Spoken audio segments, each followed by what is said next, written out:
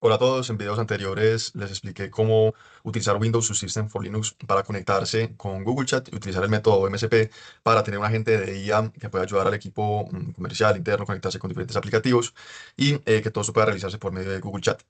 Lo que quiero mostrar en este video es, listo, ya tenemos la lógica de cómo realizarlo, ahora cómo ya hacer un producto realmente funcional que no sea solo con nuestro computador, sino que ya esté en la nube, para que no dependamos del computador funcionando, sino de un servidor ya completo enfocado en ese agente de IA.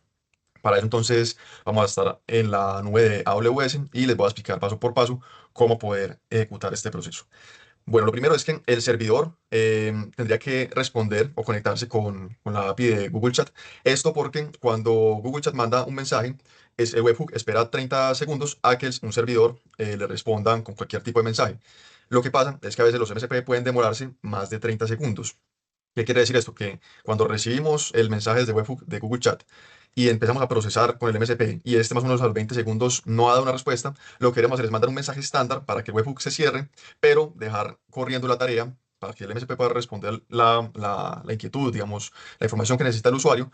Entonces, ahí lo que tenemos que hacer es ingresar luego por la API de Google Chat y mandar la respuesta a ese usuario en específico y a ese chat en específico. Entonces, para eso tenemos que primero tener las credenciales de Google Chat. Lo primero que tenemos que hacer es entrar a Google Console, vamos a nuestro proyecto, lo seleccionamos y acá vamos para la parte de APIs y servicios. Luego hay que sacar las credenciales. Estas credenciales nos van a permitir conectarnos con esta API de Google Chat. Vamos por credenciales, escogemos cuenta de servicio, entonces le damos un nombre. Yo simplemente voy a ponerle test, ya que solamente es para el concepto del video. Podemos agregarle una descripción a la cuenta si queremos. Se puede seleccionar un rol. En el caso mío lo voy a dejar así tal cual. Se puede dar acceso a usuarios que pertenezcan, por ejemplo, a la empresa. Yo en este caso simplemente lo voy a dejar así porque desde mi usuario solamente se va a gestionar este proyecto y le damos listo. Cuando le damos listo nos aparece acá abajo ya el link, la credencial creada, pero para descargar el JSON de la credencial tenemos que entrar al nombre de la cuenta de servicio, vamos a la parte de claves, agregar clave, crear clave nueva en formato JSON y crear. Esto lo podemos guardar en cualquier parte. Yo en mi caso lo voy a guardar en descargas y listo, ya tenemos el JSON para nuestro servicio. Bueno, paso siguiente es montar este JSON en Secrets Manager. Es una forma segura de poder guardar tipo de información tan sensible como son algunas credenciales de APIs. Para esto entonces estamos en la consola de AWS. Vamos a Secrets Manager, le vamos a dar Store a New Secret, seleccionamos otro tipo de secreto, seleccionamos texto plano y acá vamos a ingresar el JSON que descargamos. Le damos en Next, le damos un nombre al secreto, en mi caso le voy a poner que es un test. Muy importante guardar ese nombre para más adelante, no se les vaya a olvidar el nombre y una descripción si queremos. Le damos Next, Next y finalmente guardar. Bueno, una vez ya tenemos el secreto, podemos ir a crear el servidor en S2. Antes de crear el S2, tenemos que crear un security group, que es lo que permite al servidor saber qué puertos va a dejar habilitados y qué IPs pueden entrar a ese puerto. Para eso vamos entonces a la parte de Network and Security. Y en Security Groups creamos uno nuevo. Le podemos dar el nombre que queramos. Yo voy a poner solamente test y importante ponerle una descripción. Este VPC ya viene por defecto cuando uno crea la cuenta en AWS. Entonces lo dejamos así tal cual. Outbound Rules los dejamos tal cual, que puedan emitir información a cualquier tipo de IP, servicio, etcétera. La que nos interesa son las de entrada. Acá vamos a añadir tres en específico, una para poder acceder desde nuestra consola. Yo lo voy a poner con mi IP. Sugiero que también hagan lo mismo. Otra con HTTP para que podamos habilitar el puerto 80. En este puerto nos va a permitir por medio de una librería tener un certificado SSL que es necesario para poder tener la URL en HTTPS. Más adelante les explico cuál es esa librería. Y acá le ponemos que cualquier IP puede acceder. Y finalmente, la HTTPS, también con acceso a todas las IPs. Más adelante les muestro cuáles son los temas de seguridad que vamos a implementar para que no nos puedan hackear el servidor, no puedan acceder a nuestro MSP y obtener información de él. Bueno, entonces una vez ya tenemos las reglas de entrada, procedemos a crear el security group. Ya tengo un nombre con este, simplemente es ponerle otro y listo. Bueno, ahora, una vez tenemos el security group, vamos a crear un servidor. Acá podemos entrar a la parte de instances, lanzar una nueva instancia, le vamos a dar un nombre, vamos a seleccionar Ubuntu y seleccionar la parte gratuita. Si no, nos puede cobrar, dependiendo del que escojamos. Yo voy a escoger el 22.04 porque es un poco más estable que el 24.04. Acá en la parte de arquitectura podemos escogerlo por 86 o ARM. La diferencia es en temas de precios, es más económico ARM, pero tiene una limitante y es que no todas las librerías funcionan para este. Yo ya verifiqué para lo que necesitamos, que son temas de Fast Agent, de lo que les mostré en el video anterior, y con ARM podemos trabajar sin problemas y nos sale más económico. Listo. Ahora vamos a escoger el tipo de instancia. Yo recomendaría para pruebas mínimo una pequeña que pueda tener al menos unas 2 gigas de memoria RAM. Vamos a escoger el tipo de llave. Acá vamos a crear una llave nueva. Escojamos la del tipo ED 25519 porque es la más moderna y segura. La RCA es para cuando se tiene herramientas viejas o scripts legados que no soportan este nuevo tipo de llave. Y en formato PEM. El formato PPK es más para Windows y PowerShell, aunque PowerShell también soporta los .pem y obviamente pues esto es el entorno de Linux, entonces es muy más confiable para esto.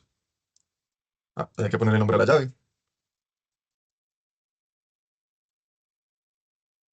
Es importante guardarla en un lugar para que podamos acceder desde la consola. Listo. Ya pasamos a la parte de asignarle un security group. Vamos a seleccionar uno existente. En este caso vamos a seleccionar el que creamos. Configuramos la parte de la memoria. Yo diría con unas 10 gigas podemos trabajar sin problema. Y lo dejamos en GP2 para que lo tengamos en temas de elegible para que sea gratuito. Procedemos a lanzar la instancia. Esperamos un momento a que se habilite y yendo a la parte de instancias ya la debemos tener inicializando. Bueno, algo importante que destacar de las instancias en AWS y me imagino que en otros servidores en la nube es que la llave pública va cambiando con el tiempo. No es una llave pública fija. Para eso necesitamos crear una IP elástica. Esta IP elástica va a ser una IP fija, pública, lo que nos va a permitir que podamos entonces asignársela, por ejemplo, un DNS y así poder obtener más adelante la URL en formato HTTPS. Entonces, ¿cómo hacemos para crear la IP elástica? Vamos a Network and Security, Elastic IPs y vamos a crear una nueva. Presionamos Allocate y ya nos crea la IP elástica. Ahora lo que tenemos que hacer es seleccionar la IP, darle a acciones y la vamos a asociar con nuestra instancia de S2. Y presionamos Associate. Listo, ya tenemos la IP elástica, tenemos también el Security Group, tenemos creado la instancia en S2. Paso siguiente, hay que configurarle los accesos a ese servidor, por ejemplo, para Secrets Manager, para poder acceder a el secreto que montamos de Google Chat API. Bueno, para hacer esto entonces vamos a la parte de IAM, que es el gestor de AWS para los roles y políticas. Vamos a crear una política,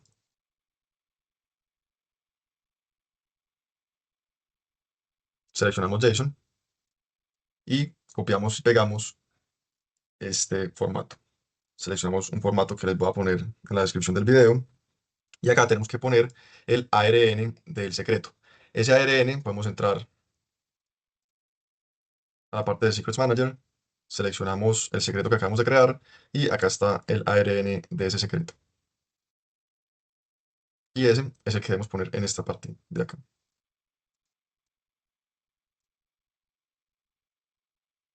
Listo, una vez agregado el ARN, presionamos Next, le damos un nombre a la política, podemos ponerle una descripción cualquiera, en este caso para para que sea habilitado el S2, leer los secretos de Google Chat y le damos en crear política.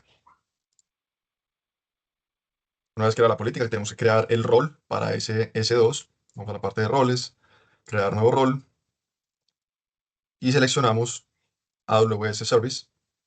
Escogemos el S2, damos Next, buscamos el nombre de la política que acabamos de crear, la seleccionamos, damos Next, le damos un nombre a ese rol, entonces Best, y procedemos a crearlo.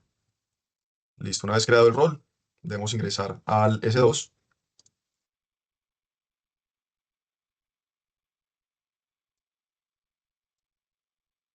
y en Actions, en la parte de Security, seleccionamos Modify IAM Role y seleccionamos el rol que acabamos de crear.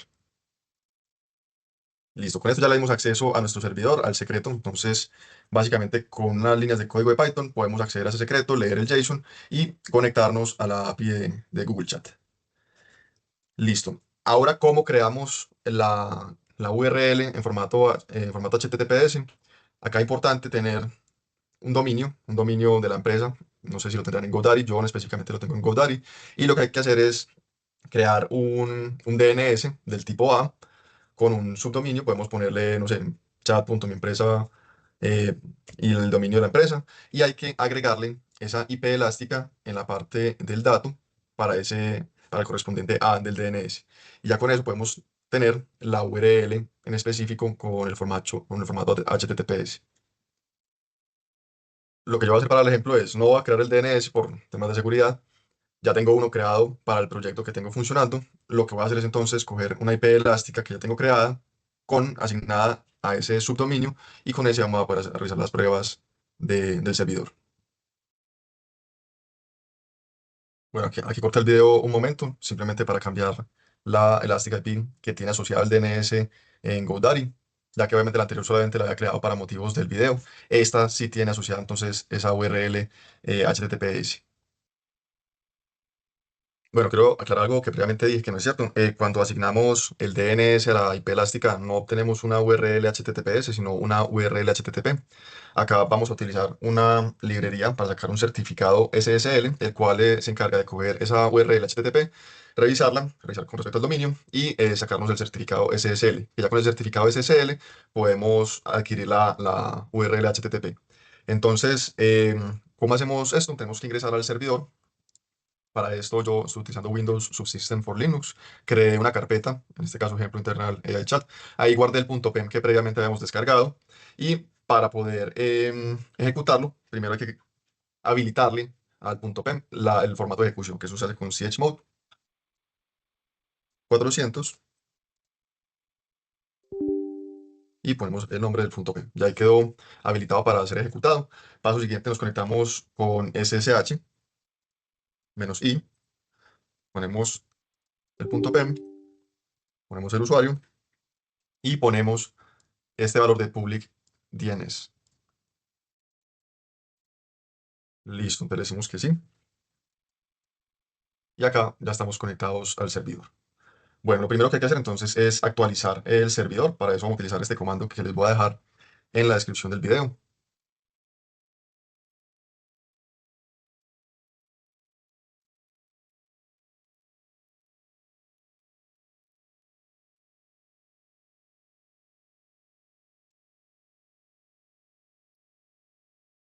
Y listo. Ya actualizamos entonces el servidor. La primera librería que vamos a instalar es una librería que se llama Nginx. Esta librería nos permite recibir por el puerto 443 información encriptada, desencriptarla y pasarla internamente a otro puerto. Por ejemplo, el 8000 que es comúnmente utilizado en FastAPI. Y aparte también todo lo que publique el puerto 800 interno, entonces poderlo mandar por el 443, también encriptado, todo esto por temas de seguridad. Bueno, entonces lo haremos con el siguiente comando.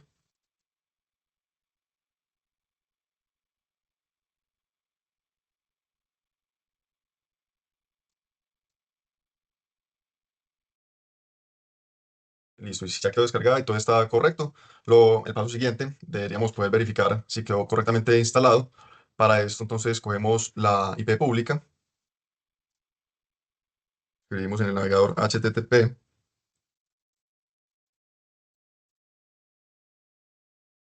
y nos debería salir bienvenido a Nginx.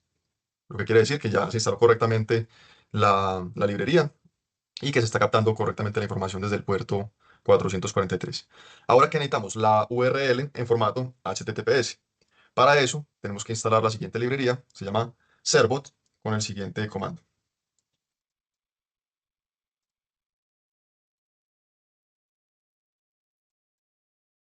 Listo, ya estamos en la librería. Voy a limpiar la consola. Listo, ahora lo que vamos a hacer es hacer un archivo de configuración en el cual pongamos cuál es la URL HTTP que debe transformarse o verificarse para tenerla en formato HTTPS. Para eso vamos a utilizar el siguiente comando, donde lo importante o lo que puede ser personalizable es esta parte de acá, que es chatbot. Ustedes pueden llamar el servicio, la configuración del servicio como quieran. Y ahí vamos a ingresarle el siguiente formato. Bueno, de acá lo único que hay que cambiar es simplemente el nombre del servidor. En este caso hay que poner la URL HTTP que tenemos en el DNS, en mi caso en GoDaddy, la cual es esta. Guardamos el archivo y tenemos que hacer una serie de comandos para que se pueda verificar el archivo, decirle primero a la librería Nginx dónde está el archivo. Recuerden cambiar el nombre acá si le pusieron uno diferente. Luego de hacer esto, verificamos que haya quedado correcto en el formato de Nginx. Dice que está ok, todo está correcto. Paso siguiente, debemos hacerle un restart a Nginx para que ya coja ese archivo que creamos. Y con Servbot procedemos a ejecutar este comando con el dominio. Lo agregamos acá al final. Bueno, acá tenemos que ingresar un correo electrónico en el que nos llegue pues, con las notificaciones de seguridad.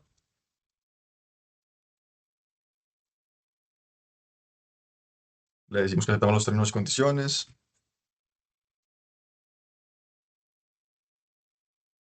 Y listo, nos dice que ya quedó el certificado SSL. Por lo tanto, cuando ingresemos a la URL que creamos en Godaddy, en mi caso, entonces ya deberíamos poder tener el acceso HTTPS. Como pueden ver, funciona correctamente. Esto es lo que debería salir cuando tenemos la URL en HTTPS.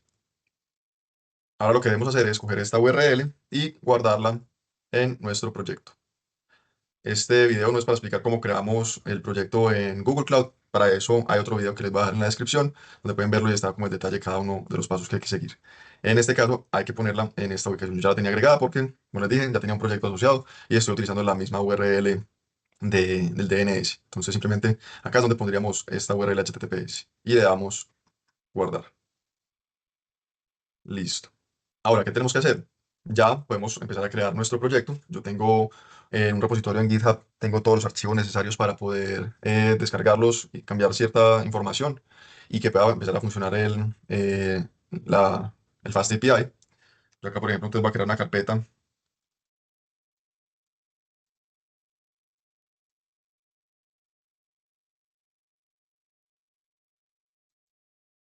voy a crear un entorno virtual para Python, aunque tengo que instalar, qué pena, se me olvidó instalar Python. El-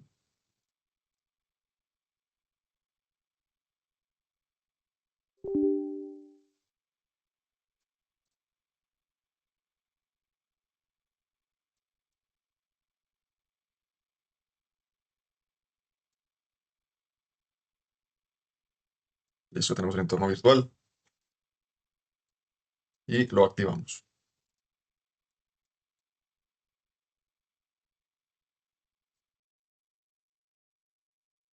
Bueno, paso siguiente, tenemos que instalar Git. Ah, ya tenemos instalado, perfecto. Y acá entonces vamos a hacer git init, vamos a cambiar el nombre de la rama y vamos a traer del repositorio toda la información.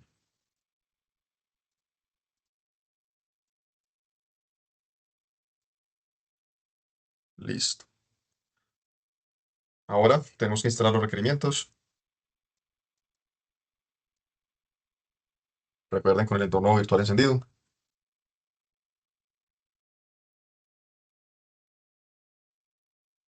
Listo, una vez tenemos todas las librerías instaladas, lo que debemos hacer es cambiar en los formatos de main, de secrets y config ciertas variables para que pueda funcionar. Empecemos con el de secrets.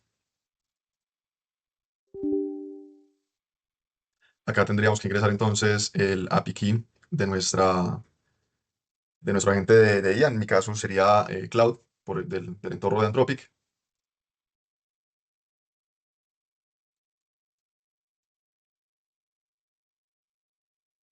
Lo guardamos.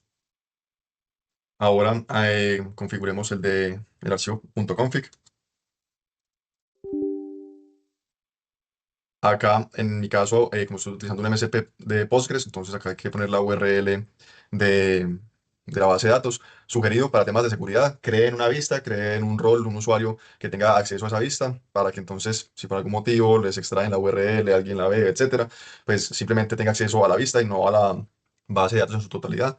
Y que solamente pueda haber información, pero no borrar ni editar, etcétera.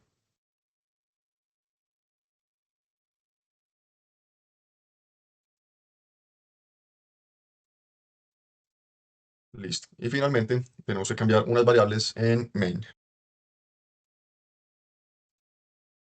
Estas variables serían el secret name.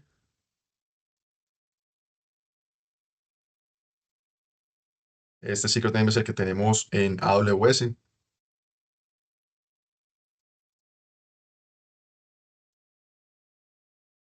Pueden cambiar, por ejemplo, estas variables. Esto es básicamente, ya les explico más adelante para qué es, pero es unos mensajes estándar de, por ejemplo, cuando alguien añade la gente de IA a su espacio, entonces que le responda, el primer mensaje sea un saludo. Por ejemplo, si hubo un error y no recibió el mensaje, entonces preguntarle si pasó algo, cómo le puede ayudar. Acá para cuando se identifica algún tema de error en el chat, de que no se identifica el espacio donde se añadió el agente de IA, si hay un error en el chat, y un tema de esperar el mensaje, que era lo que les había comentado al principio del video, y es que como el webhook de Google Chat API solamente espera 30 segundos, entonces si pasan 20 segundos mandaría primero este mensaje, y como para que la persona no se desespere y sepa que el agente ya está trabajando, si por ejemplo después de 10 15 20 segundos el MSP todavía no responde, mandaría este mensaje, y finalmente este. Listo. Entonces el dominio también hay que cambiarlo. Este dominio es por temas de seguridad, entonces lo que dice es que todos los correos que vengan con este dominio serán aceptados por el código en Python y serán procesados. En mi caso,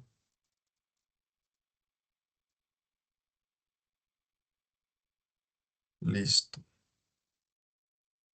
Acá en la URL del proyecto, la URL del proyecto es la que nosotros pusimos en el DNS.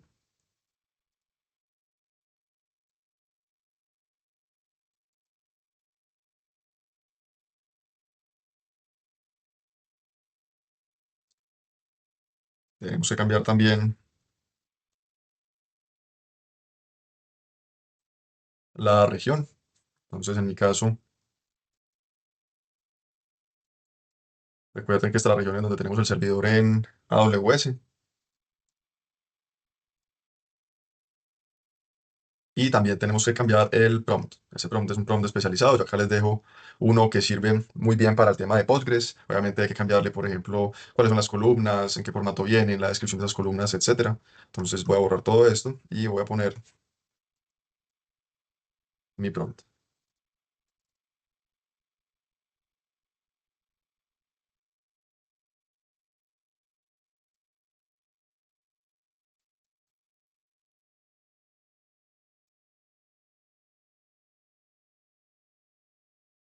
Listo. Acá si quieren le pueden cambiar este nombre al Fast Agent. Eso no afecta en nada realmente.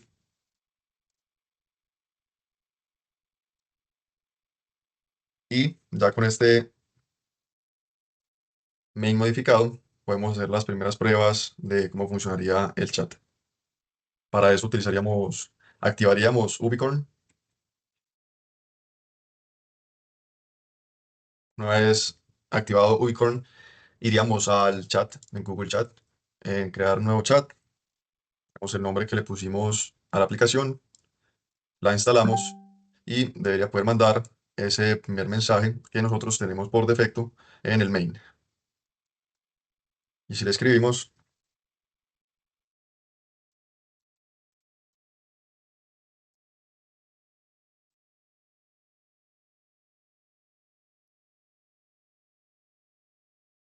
bueno, nos haya salido el error porque no teníamos Node instalado. Digamos el entorno virtual, volvemos a correr Ubicorn y ya se nos debería responder la gente. Bueno, como pueden ver, ya respondió la gente de IA. Ahora el paso para que esté funcionando constantemente la librería, que esté activado Ubicorn, que esté activado el entorno virtual y esto se haga, así sea que se apague el servidor, así sea que se reinicie, debemos hacer los siguientes pasos. Primero, yo voy a modificar el journal, el de la configuración de los logs, porque en el código que yo creé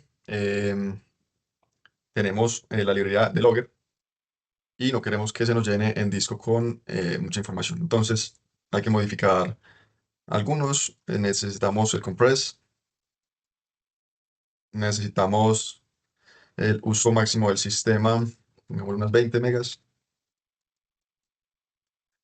Necesitamos el tamaño máximo del archivo en 5 megas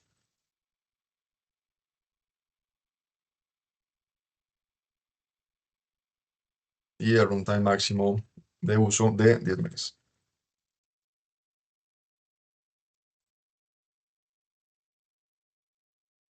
Listo. Ahora tenemos que crear un servicio del servidor para que ejecute tanto Ubicorn como el entorno virtual y permita que esté corriendo constantemente con lo que les decía antes, cuando se apague o reinicie el servidor o tengamos algún error. Bueno, para eso seguimos estos comandos.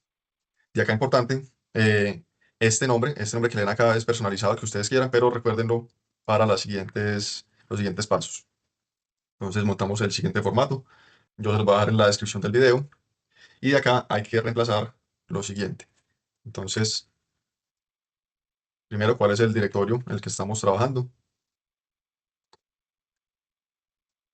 El cual yo no lo recuerdo. Estamos en test.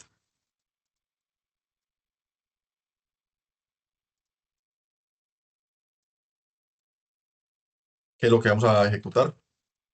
Recuerden cambiar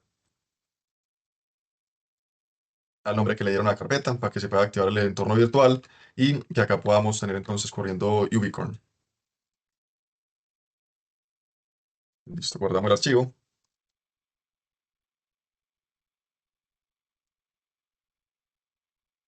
Ejecutamos este comando para que el sistema detecte el nuevo servicio. Luego habilitamos ese servicio. Recuerden cambiarle el nombre acá, porque ustedes le hayan puesto, y lo ejecutamos. También recuerden cambiarle acá el nombre que ustedes le hayan puesto. Y para ver si está corriendo correctamente, lo miramos con status. Como podemos ver, está corriendo. Para hacer una prueba, le podemos escribir a la gente de IA y vemos que está funcionando correctamente. Si por algún motivo quieren cambiar, por ejemplo, el archivo del punto .main, simplemente entran al main con nano, cambian lo que tengan que cambiar, o pueden bajar la nueva versión que hayan hecho en GitHub. Lo que tienen que hacer es ejecutar el siguiente comando para que se reinicie el servicio y coja el nuevo main. Hasta que no hagan esto, no va a ejecutar la nueva lógica del main. Y si ustedes cambian algo en el documento que creamos previamente, en este, el del servicio, no basta solamente con hacer el restart, primero habría que hacer un reload. Acá sería reload. Recuerden, si cambio la configuración del servicio, porque no sé, ya tengo una carpeta diferente de algo, quiero correr algún otro tipo de comando, entonces sería reload. Y luego hacer el reload sería restart. Si ustedes quieren parar el servicio para correr Ubicorn desde el entorno virtual, simplemente lo tendrían que parar para que libere el puerto 8000 y ahí podrían entonces volver a activar Ubicorn. Si no, no les deja. Y bueno, eso es todo por el video, espero les haya gustado. En cuanto al main, voy a explicarlo un poco, cuál es la lógica del Python. Entonces, voy a entrar al archivo en Git para explicarlo un poco. Entonces, tengo las librerías, tengo la parte del logger. Y lo que hace esto es, primero, es importante tener un histórico de con quién ha hablado la IA para que tenga un poco de contexto de qué responder si hay algo de pronto, una pregunta con respecto a algo que se respondió en el pasado. Yo lo que hago es guardar unos JSON en un formato, los guardo desde donde se corre el JSON en la carpeta Chat History. Esto crea automáticamente esa carpeta y máximo un tema de 4 mensajes, o sea, un mensaje que envía el usuario, la respuesta a ese mensaje, otro mensaje que envía el usuario y la última respuesta de la IA, así consecutivamente. Entonces, para que tengamos dos intercambios completos entre usuario e IA, ustedes pueden modificar lo que quieran. Yo lo hago así por el tema de consumo de tokens, porque obviamente entonces habría que pasarle más adelante todo el contexto a la IA para que pueda, pues, saber qué es lo que había estado hablando. Entonces, mientras más mensajes, son más tokens y por lo tanto más plata. Entonces, acá para poder obtener el historial de esa conversación con ese usuario, puede grabar una nueva conversación. Entonces, que se vayan actualizando los mensajes. Como les digo, solamente almacena 4, entonces almacena los últimos 4 que ha tenido la conversación y para añadirlos a la historia web. El timeout, este es de 20 segundos, este es lo que les mencionaba del tiempo de espera que se tiene del webhook. Ustedes pueden modificarlo a 10 segundos si quieren que sea menos tiempo, etcétera. Como les había comentado, cambiarle los mensajes en específico para que la IA responda estándar, las instrucciones del prompt. Y bueno, ya acá empezamos entonces con la lógica. Entonces llamamos a la gente, lo llamamos el asistente de base de datos. Acá entonces adquirimos el servicio. El servicio es la conexión que tenemos hacia el Secrets Manager para tener el archivo de configuración en JSON de Google Chat y lo que les mencionaba, cuando entonces si se demora más el webhook tiene que obtener una respuesta, se le da la respuesta estándar y quedaría una tarea por detrás ejecutándose, que esa tarea ya no le responde el webhook, sino que ya tiene que mandarlo por la API de Google Chat. Entonces acá es para poder obtener ese servicio desde el Secrets Manager. Acá tenemos las credenciales, ya nos conectamos a las credenciales de Google. Mm, bueno, toda esta parte es para para tener las credenciales. Dividir el mensaje. ¿Por qué? Porque Google tiene un límite como de 5.000 caracteres por mensaje. Entonces, si por ejemplo el MSP responde unos 8.000, 10.000 caracteres, lo que hace esta función es dividir ese mensaje en tandas de a 4.000 y enviarlas a la API. Este es para enviar el mensaje vía API, no respondiendo al webhook. Un agent lo que hace es, cuando se obtiene o sea, generar el procesamiento como tal del MSP, entonces hacer la consulta a la base de datos, mirar cuál es el histórico y responderle. Este Try Quick Response es ese primer mensaje que se le manda al webhook. Este es el que espera si tiene una respuesta del MSP en menos de 20 segundos. Si la tiene, entonces se le manda la respuesta al MSP, si no le manda una respuesta estándar. Y la estándar que le manda es la primera, que estaría en esta lista, para que lo tengan en cuenta. Lo que hace ese Try Quick Response es que si no lo tiene, entonces corre una tarea por detrás, deja activada la tarea por detrás de continuar el proceso en el background para que entonces esta función sea la que espere la respuesta del MSP y la pueda enviar por medio de la API. Como pueden ver acá. Listo. Algo muy importante es que en temas de seguridad nos estamos protegiendo. Cuando Google Chat envía a la URL la solicitud post, entonces lo que podemos hacer es mirar el token que se envía por medio de Google Chat y con las credenciales verificar si ese token es válido y si es válido, entonces quiere decir que nos está llegando una solicitud de ese proyecto en Google Chat, por lo tanto es un request válido y todo lo que sea diferente a esa verificación de ese token, entonces saca un error, no muestra información, no se puede utilizar ni el servidor ni el MSP. Eso es como temas de protección. Y ya, el Google Chat Webhook es cuando esta función es la que recibe entonces del webhook el mensaje inicial del usuario y ya pues lo procesa con las otras funciones que les mostré previamente. Y este para construir la respuesta porque cuando le respondo al webhook tiene que ser en un formato en específico. Entonces acá ya está el formato donde la respuesta del agente de IA estaría acá en el text o es el caso del mensaje estándar. Y ya, como tal, esa es toda la función en el main. Espero les haya gustado el video. Cualquier duda o inquietud me pueden escribir en los comentarios y con gusto les ayudaré.